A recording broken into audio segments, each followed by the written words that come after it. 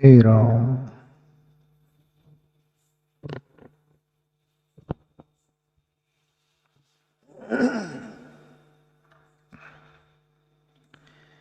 ये कबीर का पद अपन लेंगे। उसके पहले एक दुआ कबीर का। नाए धोए क्या हुआ,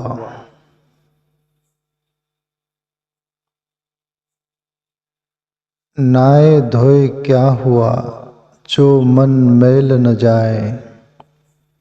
मीन सदा जल में रहे, धोए बांस न जाए।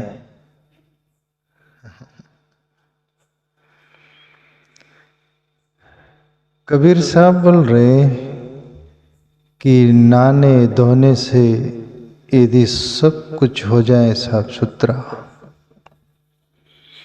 तो बात ही खत्म हो जाए। उतने से साफ सफाई हो जाए बोले, इसका अर्थ उलट भी नहीं लेना है। नहा धोकर साफ सुथरा जरूर रहना है। तन साफ सुथरा रहेगा तो मन पर असर गिरेगा।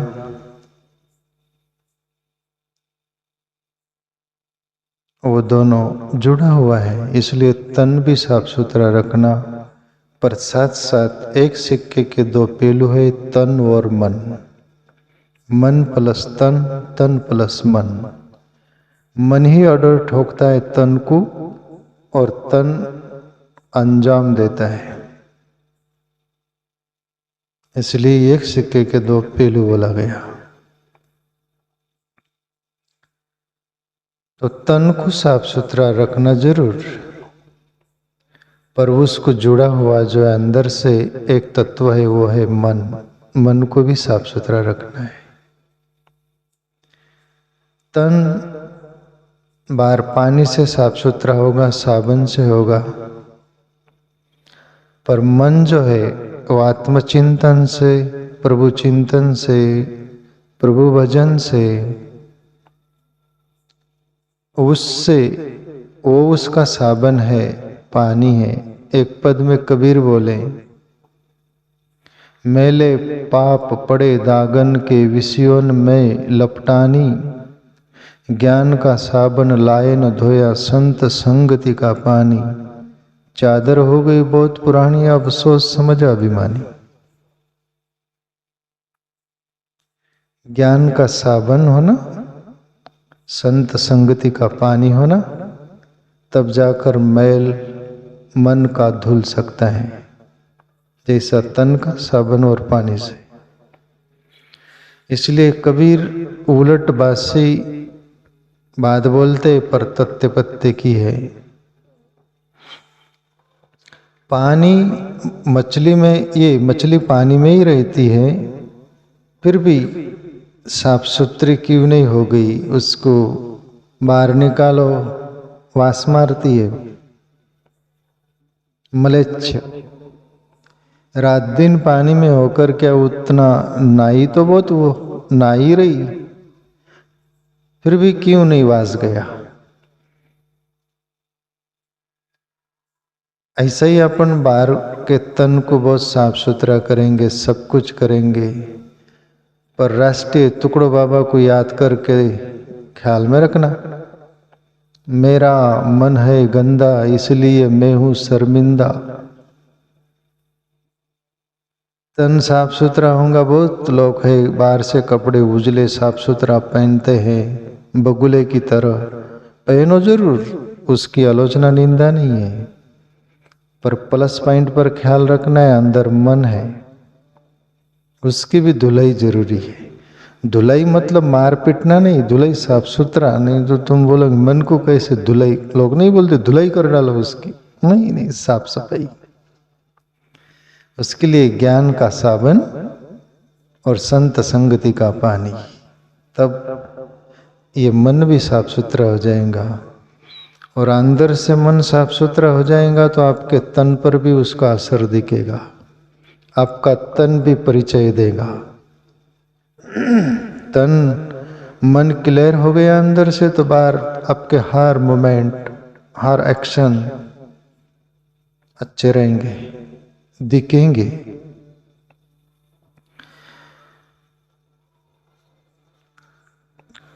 कबीर साहब का ये पद है, प्रेम पर है और सीधा सरल जीवन जीने में परमात्मा भी राजी होता है।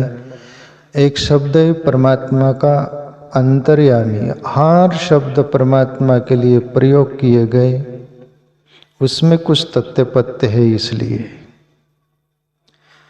अब ये अंतर्यामी नाम दिया गया, ये क्यों? आपने कभी सोचा ये नाम के बारे में?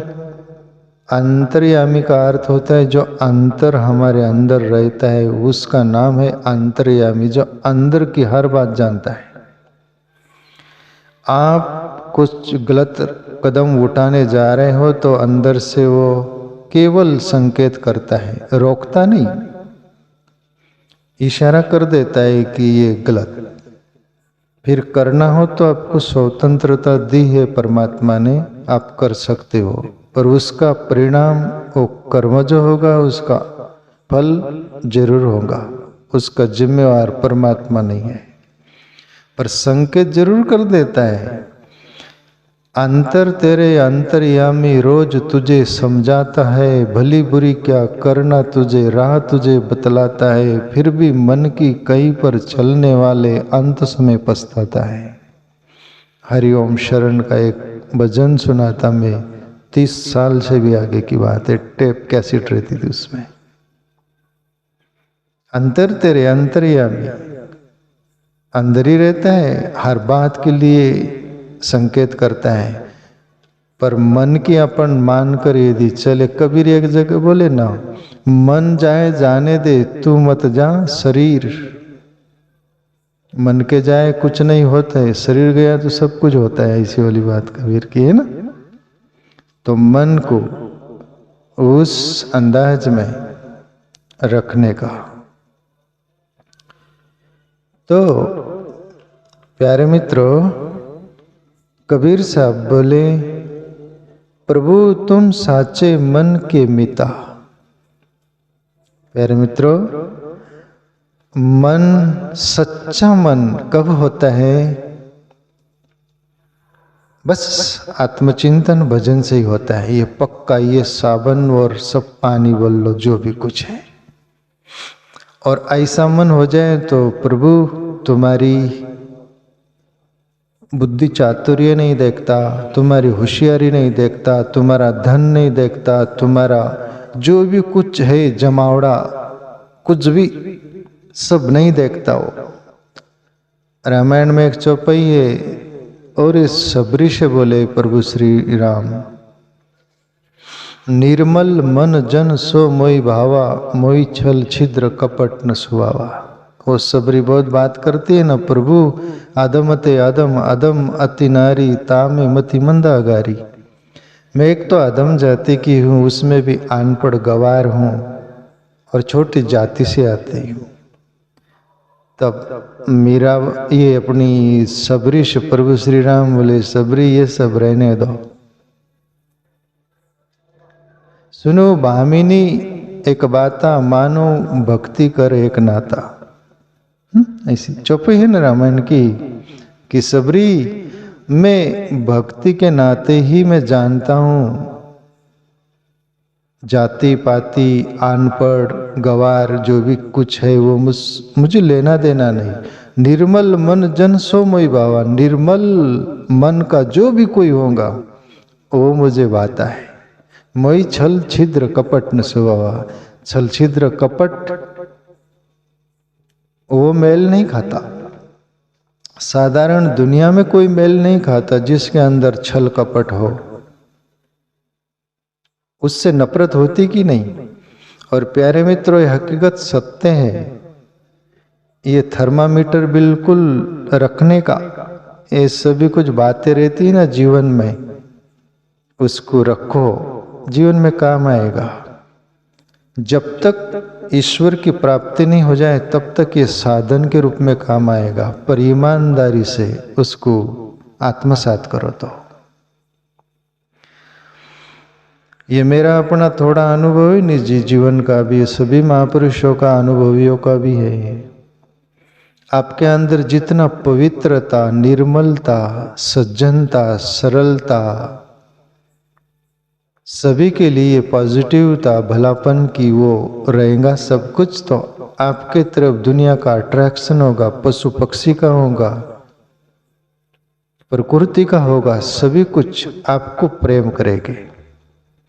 और आपके अंदर जितना छल कपट डांगा भाषा जो मैं बोलता हूं, जितना भी कुछ मटेरियल गलत है, तो हमारे से दुनिया को, सभी जीव प्राणी को नफरत होगा।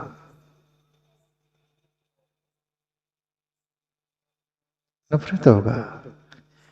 ये हमारी पहचान, आइडेंटिटी, ओके, ये हमारा परिचय है। इसलिए जिंदगी में कभी भी बदलना हो, चेंजेस करना हो, किसी और को नहीं, अपने को। कमेंट करते लोग, अरे उसका मन का कोई ठिकाना नहीं, अरे दादर दादर, दूसरा है, उसका मन उसका अपना है, उसके संस्कार के अनुसार। पर तेरे को समझ में आ गए ना उसका मन का ठिकाना नहीं, तो तेरे मन का ठिकाना तू लगाना सही। उंगली बताने में बहुत मजा आता है, पर ये 3 उंगली देखने में कोई नहीं रस आता है उसको। जो 3 उंगली को देख ले फिर वो बात बना लेता है। कबीर साहब बोले, बुरा देखन में गया बुरा न मिले कोई, जो दिल खोजा अपना मुझसे बुरा न कोई। कबीर साहब भी बोले, मैं बुरा खोजने गया तो एक ऐसा समय था कि लोग बुरा दिखे, सब कुछ बुरा दिखता था, पर मेरे अंदर जाग के देखा तो मैं ही बुरा था। ऐसा जिसको समझ में आ जाए कि हम बुरे हैं, हम सुधर जाए, सुधार ले अपने को। आप सुधर गए तो पूरी दुनिया, पूरी प्रकृति, पूरा ब्रह्मांड आपको सुधरा हुआ दिखेगा। और आप बिगड़ गए तो पूरा ब्रह्मांड बिगड़ा हुआ दिखेगा कि नहीं? यस या नो?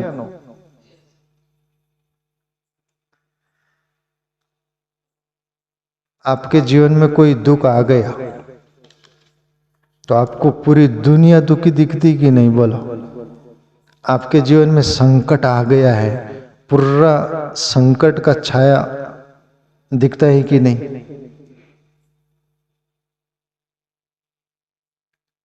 ये कहां से फर्क हुआ? अपने अंदर से ही ना। तो इसलिए आपन सुधरे। 90% दुनिया यही धंधा कर रही कि दूसरों को सुधारने के पीछे भाग रही, खुद बिगड़ रही। और डोंगरे बाबा एक हुए महाराष्ट्र में, महाराष्ट्र के ही थे, उन्होंने बोला था, पहले तुम सुधर जाओ, फिर दुनिया को सुधारने निकलो। और तुम नहीं सुधरे तो तुम बिगड़ जाओगे। दुनिया तो बिगड़ी हुई है या नहीं है वो अलग बात है, पर पहले तुम सुधर जाओ तभी सुधार सकोगे, वरना तुम बिगड़ के वापस लौटोगे।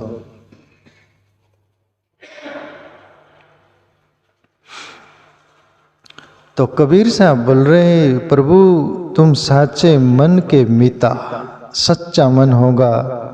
तो कबीर साहब प्रमाण दे रहे हैं मन के बारे में कि प्रभु तुम्हारा फिर मित्र है, सच्चा मित्र है। एक परमात्मा ही सच्चा मित्र हो सकता है। यहाँ पर मित्र जो है दुनिया के, उसके पीछे, पीठ के पीछे छुपा हुआ शत्रु रहता है। कभी भी अपना मित्र को आगे से ही नहीं देखना, परिक्रमा कर लेना, भाई पीछे से क्या है तू, पीछे दिखेगा छाया के रूप में छुपा हुआ शत्रु। पर परमात्मा शत्रु नहीं है, वो 24 घंटे हमारा मित्र है।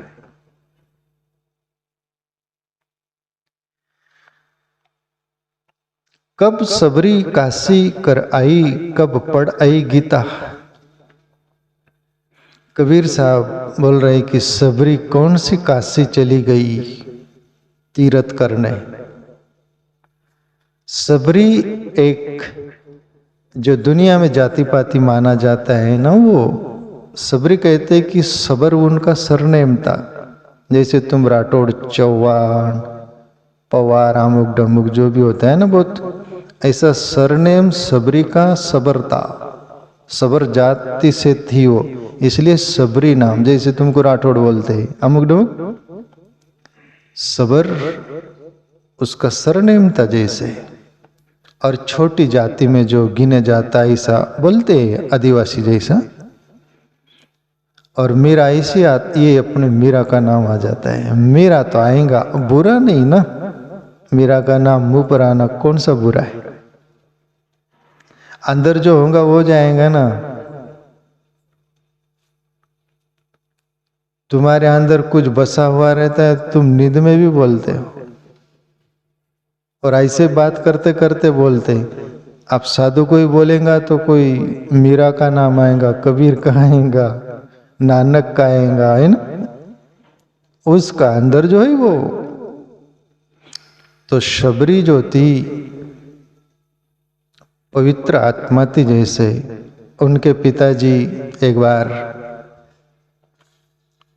वो सबरी का शादी होंगी करके बकरे इकट्ठा किए। बकरी, वो सबरी की शादी होंगी तब उसको काटेंगे और लोगों को खिलाएंगे, जैसे होता है ना। सबरी बोली एक दिन उनके पिताजी से, पिताजी ये क्या है। फुल सिंह खुर्ची ले ले तू, सही बैठ फिर।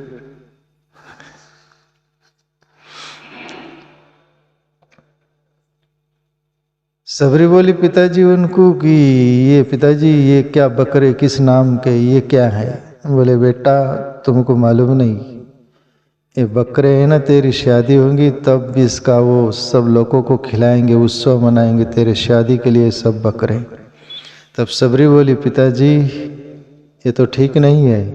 पर सबरी समझ गई, भाप ली कि मेरा पिताजी मानने वाला नहीं, और इतना अपराध पाप में मेरे पर चढ़ाना नहीं चाहती हूँ। मेरी खुशी के लिए, मेरे शादी के लिए इतनी जान जाए, ये ठीक नहीं है। सज्जन आत्मा, निर्मल मन की आत्मा जो वो जीव होता है ना, वो दूर की सोचता है। और सबरी सोचती है कि निकल जाना चाहिए यहाँ से। और रात में निकल गई थी जंगल में, मतंग मुनि के वहाँ सेवा करती रहती। और राम का सब वो मतंग मुनि बोले थे कि राम आएंगे यहाँ पर। कब सबरी काशी कर आई, कब पढ़ाई गीता, झूठे बेर विशंबर चाके कि नहीं प्रेम पुनीता।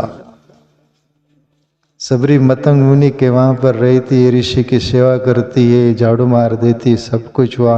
और एक दिन मतंग ऋषि का अंतिम दिन आ रहा है, अभी शरीर छूटने वाला है। और सबरी से बोले सबरी तू बहुत सेवा की और मैं तुझे एक आशीर्वाद दे के जाता हूँ। इस सेवा का फल तेरा होगा कि एक दिन प्रभु श्री राम तुझे मिलेंगे, खोजते खोजते यहाँ पर तेरी कुटिया पर आएंगे, ये पक्का। और मतंग ऋषि कहते हैं कि शरीर छूट गया उनका। तो सबरी रोज राह देखती है, प्रभु श्री राम कब आएंगे, कब आएंगे, कब आएंगे। दिन बीतते हैं, महीना साल बीतते हैं, बुजुर्ग हो गई। और स्वागत के लिए, प्रभु श्री राम के स्वागत के लिए वो सबरी झूठे बेर जंगल जाती और चक चक के देखती है, खट्टे फेंक देती, मीठे रखती है। जिसको आप झूठे बोलते हैं ना बेर, पर झूठे का प्रेम जहाँ होगा निर्मल मन से, वहाँ झूठे की ऐसा तैसे की कोई फिक्र नहीं। अच्छा होना चाहिए। सबरी झूठे फल बेर लाती है, रोज रखती है और फूल बिछाती है, पर निर्मल मन से जाके जहाँ पर सत्य स्नेह ताह न मिले कच्चू संदेव, रामायण के चौपे। जिसके यहाँ सत्य स्नेह होगा, सत्य प्रेम होगा, कोई संदेह ही नहीं कि वो एक दिन पूरा न होगा। और सबरी का हुआ, रोज फूल बिछाती थी, बेर लाती थी। एक दिन प्रभु श्री राम सीता लखन वो आ गए कहते हैं, और सबरी झूठे बेर और फल खिलाती है। लखन का तो पारा चढ़ रहा है कि ये साधारण श्री का झूठे बेर खा रहे राम प्रभु, और ये भी खिला रही। किसको खिला रही, क्या तर्क वितर्क, वो लक्ष्मण जीव है, जीव तर्क वितर्क ही करता है, पर ब्रह्म परमात्मा वह तर्क वितर्क नहीं है, वह केवल प्रेम का नाता है, निर्मल मन का नाता है। वहां गणित नहीं है, ये गणित जीव बैठाता है। ये लखन बहुत गणित बैठा रहा है, प्रभु ये क्या कर रहे हैं, ये झूठे बह रहे। लखन चुप। कबीर साहब उदाहरण दे रहे कि सबरी कहाँ काशी गई, कहाँ पढ़ लिखी थी, कहाँ बड़ी कुछ क्या थी, पर निर्मल मन हो गया था सबरी का। उसका परिणाम प्रभु श्री राम से मिलन हुआ और कहते कि सबरी की यात्रा सफल हुई जिंदगी की। ऐसा निर्मल मन चाहिए, उसका प्रभु मित्र है, सच्चे मित्र है। यज्ञ दान गणिका कब कीनी, कब तीरथ जल पीता, बाह पकड़ हरि पार उतारी, मन ही के प्रतीता। गणिका एक वेश्या हुई और वेश्या कृत्य था, अनेक पुरुष आते थे। जैसा मन ग्लानि से भरता था कि मैं ये ठीक नहीं काम कर रही। एक दिन कहते हैं कि वेश्या बाजार गई और एक तोता खरीद लाई, पैरट, मिट्टू जो बोलते हैं ना, बाजार से खरीद के लाई। वो कहीं साधु के आश्रम से लाया गया था, वो कोई पकड़ लिया था और बाजार में बेच रहा था। और वो भी पैरट, तोता, मिट्टू जो बोलते हैं ना, वो आश्रम में साधु की वहाँ रह कर राम नाम सीख गया था, तो राम राम करता था। कोई भी आए तो राम राम राम राम राम राम राम राम। वहाँ अनेक वेश्या के वहाँ अनेक पुरुष आते थे, तो सबको वो तोता पैरट राम राम राम राम। तो वेश्या गणिका ग्लानि से भरती थी कि मैं कितनी चांडाल हूँ, मैं कैसे कृत्य कर रही हूँ, और ये पशु, ये पक्षी है, बर्ड है, और ये हरि नाम जप रहा है, राम राम जप रहा है। धन भागी है वो, मैं अभागी हूँ। दो आंसू बहा लेती थी, हृदय पिघल आता था, द्रवित हो जाता था, और यही उसके लिए भक्ति बन गई। तुम क्या हो, क्या कर रहे हो, मायना नहीं रखता, पर वो कृत्य पर तुम्हें यदि पश्चाताप है और ईश्वर का स्मरण होता हो तो मायना नहीं रखता तुम कहाँ हो और क्या कर रहे हो। तुम्हारा दिल का सच्चा और मन का प्रीत प्रेम वो बाजी मार जाएगा। और गणिता, ये गणिका का वो शुभ संकल्प बोलो, शुभ चिंतन बोलो, वो द्रवित हृदय से, निर्मल मन से, जो आयांतकरण से वो अंतर्यामी अंदर ही बैठा था, वो उसका सभी कुछ भाव काम आ जाता है। और वो गणिका भी तैर गई, पार हो गई। तो प्यारे मित्रों, कभी कभी विधि विवश नर कुसंगत पर ही होता है प्रारब्धवश कभी कभी। तो वहाँ से हमें ऐसा गणिका की तरह कुछ मिलता हो तो हम भी इस लाइन में लग जा सकते हैं, वहाँ तक पहुँच सकते हैं। कबीर साहब बोलते हैं आगे, कबीर साहब बोले, कब कर्मा भाई बोर सुमरिया, जब तप संजम कीता, नंदलाल गोपाल प्रभु को खिचड़ी भोग धरीता। कर्मा भाई का भी उदाहरण देते हैं कबीर साहब कि वो कर्मा भाई जाट की बेटी थी। कर्मा भाई जाट की बेटी थी, खेती बाड़ी करती थी, और बस एक बच्ची थी, जैसे बहुत ज्ञानी नहीं थी कि बहुत कुछ वो नहीं थी, सीधा और सरल थी, पर मन पवित्र था, साफ सुथरा था, निर्मल मन था। एक दिन पिताजी, मंदिर था, पुजारी थे पिताजी, पूजा पाठ करती थी, वो करता था उनका पिताजी। और एक दिन दैवयोग से बाहर गाँव जाना था, तब कर्मा बेटी जो थी उनकी, उनको उनके पिताजी बोले, बेटा आप एक काम करना, प्रभु को सुबह भोग लगा देना, मैं बाहर गाँव जा रहा हूँ, जब तक नहीं आऊँ तब तक ये आप काम करिए बेटा, ये आपको मैं सौंपता हूँ सेवा। कर्मा बेटी सोची ठीक है पिताजी, और कहते कि पिताजी तो बाहर गाँव चले गए और कर्मा सुबह उठी, अब बच्ची थी वो, लेट हो गई। अब मैं कब नहाऊंगी, कब वो सब क्रियाक्रम करूंगी, नहा धोकर साफ सुथरा होंगी, फिर भोजन बनाऊंगी, फिर भोग लगाऊंगी, देर हो जाएंगी। और प्रभु भूखा, उनको तो भूख लग जाएगी ना, और इतना भोजन बनाने को, नहाने धोने को सब टाइम लग जाएगा। तो जैसे उठी घबर कर और खिचड़ी बना डाली जेम तेम। खिचड़ी बनाकर थाल लेकर वो जो मंदिर था टेम्पल, वहाँ गई, मूर्ति के सामने प्रभु से बोली, प्रभु देर हो गई थी, मैं भोजन नहीं बना पाई, रोटी सब्जी जो भी साग भाजी, पर खिचड़ी बनाई हूँ, खा लेना, मैं कल जल्दी उठूंगी और आपके लिए भोजन बनाऊंगी अच्छा, पर आज मुझे माफ कर देना, आप खा लो। निर्मल होगा ना, दिल का साफ होगा ना, ये उसके स्वर होंगे, ये उसके शब्द होंगे। प्यारे मित्रों, प्रभु आप खिचड़ी पालो। आप वो मूर्ति थी, कभी ऐसा हुआ नहीं, पर कर्मा का निर्मल मन ऐसा था कि प्रभु रोज खाते, आज खा क्यों नहीं रहे। प्रभु क्या शर्म लग रही है मेरे से आपको?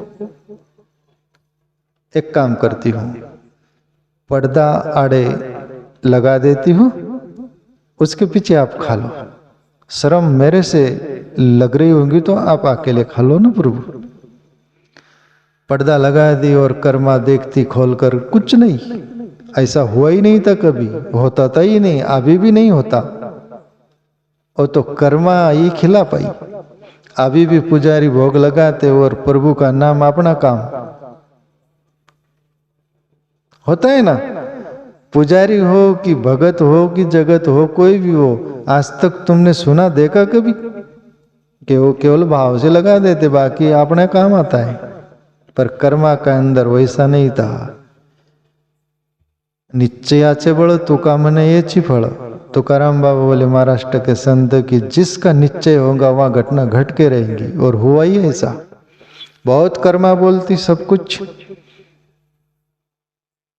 और बोलती कि प्रभु आप नहीं खाओगे तो मैं भी नहीं खाऊंगी, मैं भी भूख की मर जाऊंगी पर खाऊंगी नहीं। बहुत सारा ऐसा रोती है, वैसे भाव से बोलती है। तब प्रभु प्रगटते उस मूर्ति में से कहते हैं कि वो खिचड़ी खाते हैं। तब कर्मा राजी होती कि वाह, खा लिए प्रभु, अच्छा हो गया। और हो गया वो अंतर्धान, जो भी कुछ मामला। और उनके पिताजी आए और बोलते, बेटी रोज भोग लगाती थी। हाँ पिताजी, पहले दिन तो खा ही नहीं रहे थे प्रभु, पर मैं ऐसा बोली वैसा बोली और वो खा लिए। तो पिताजी आज से बावली, ऐसा होता है क्या? ऐसा हो ही नहीं सकता। नहीं पिताजी, पहले दिन खाए ही नहीं, और फिर मैं बहुत बोली तो खाए, वो खिचड़ी खिलाई पहले दिन। बाप आश्चर्य से भर गए। और ये हकीकत सत्य घटना थी। सत्य बात होना तो सामने वाले पर अटैक हो ही जाएगा। और पिताजी को सच छू गया। वो बोले, सच बेटी? हाँ पिताजी। आंखों में आंसू आ गए कि मैं जिंदगी भर ऐसा खिलाते रहा प्रभु, खाए नहीं, पर सच्चे मन से दिल से खिलाओ तो वो खा लेता, यकीन आ गया। तब कबीर साहब कर्मा भाई का भी उदाहरण देते हुए बोले, कब कर्मा भाई भोर सुमरिया जप तप संजम किदा, कहाँ वो भोर में उठकर जप की तप की संयमी, वो संयम से सब कुछ नहीं, पर भाव था निर्मल, प्रभु उसकी खिचड़ी खा लिए। आगे बोले कबीर, सांस समान और जग नाही, जुग जुग संत बनीता। कहित कबीर, साच घट जाके सकल जगत तीन जीता। पते की बात बोलते कबीर साहब अपन सबके लिए। साच समान और जग नाही, जुग जुग संत भणिता। जुग जुग से युग युग से संत बोल रहे, बोले सत्य समान और कुछ नहीं, सत्य ही परमात्मा है। जहां सत्य है वह परमात्मा है। परमात्मा और कुछ अलग से नहीं है। तो जिंदगी में अपन दुनिया बोलती है कि अरे परमात्मा आकाश में होगा, पाताल में होगा, किधर होगा, कहीं नहीं। जहाँ सत्य है वहाँ पर सत्य परमात्मा है। साच समान जगनाई जुग जुग संत बनीता, कहत कबीर साच घट जाके सकल जगत तिन जीता। जिसके दिल के अंदर, हृदय में, अपने अंदर सही सत्य होगा वहाँ पर परमात्मा होगा। कबीर प्रमाण देते हुए बोलते हैं। इसलिए प्यारे मित्रों, ये जो आपने बातें सुनी, जीवन में हम समझने का प्रयास करना, उस पर चलने का, तो कबीर का ये पद हमारा काम आ जाएगा। तो कभी कोई जन्म में हम भी कबीर की तरह किसी को बोल सकेंगे।